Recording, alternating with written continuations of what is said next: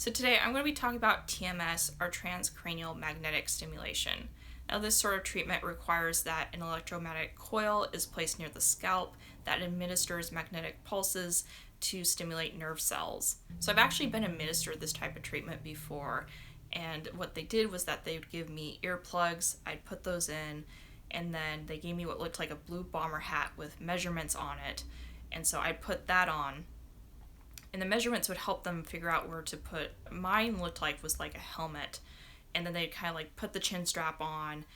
So for me, what they did was that they had me hold my arm out, because sometimes they administer the treatment and they don't get any reaction, or they get a reaction, and so that really helps them gauge where you need to be at when they administer the full treatment to you. And then like so many sessions in, I'd actually get retested to see what level I needed to be at. So Mayo Clinic lists some of the side effects from TMS.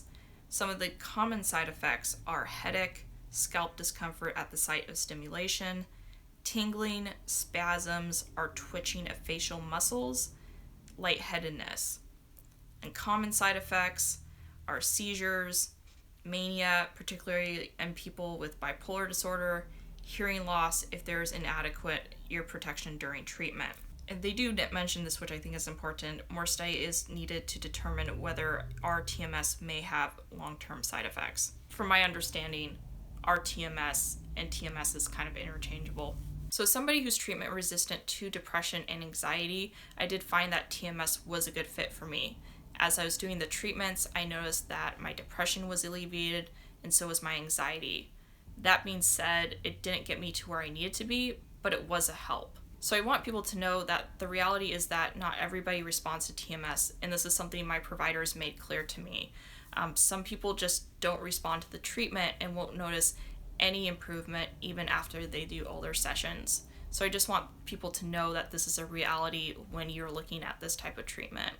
So for me, the experience with doing TMS was that it kind of sounds like a woodpecker, but the only discomfort I really had was just, involuntary muscle spasms during the treatment.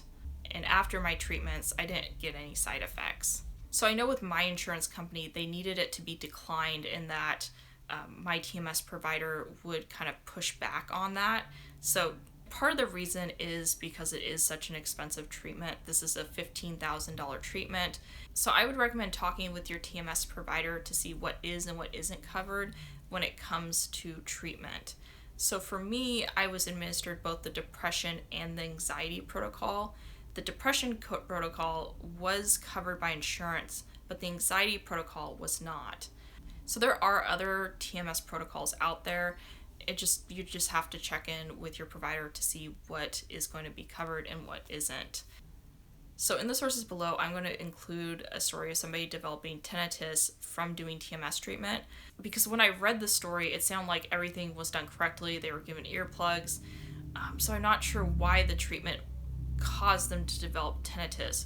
I haven't really heard of this happening before other than this one instance, but I do want people to have the knowledge and have the information to decide whether or not this is a good treatment for them, or if they experience similar side effects, then they can kind of gauge whether or not they want to continue with the treatment.